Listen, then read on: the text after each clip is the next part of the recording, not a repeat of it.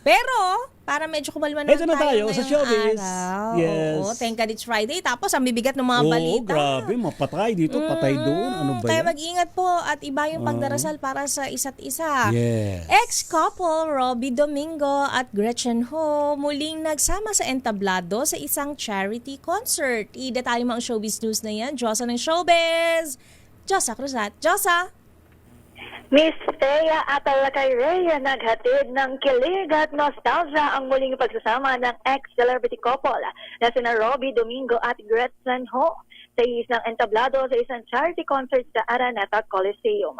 Bilang co-host, kapansin-pansin ng natural na biruan at good vibes sa pagitan ng dating magkasintahan na ikinatuwa ng kanilang fans, lalo na ng mga taga-suporta ng tambalang Robbie Chen. Sa isang viral TikTok clip, makikita ang nakakatuwang pagkita nila ng linya na muling nagpaliyab sa kilig ng audience at netizens.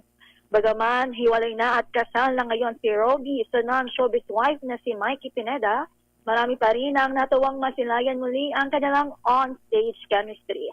Mula nang maghiwalay noong 2017, ito na ang isa sa mga bihirang pagkakataon na muling nakita sa isang public event ang dalawa. Kaya naman hindi na nakapagtatakang maging mainit na usapan ito sa social media. Para sa Break Time Showbiz, ito si Josa Cruzato nag-uulat para sa DZRH, una sa Pilipinas, una sa Pilipino. Maraming salamat, Diyosa Cruzat.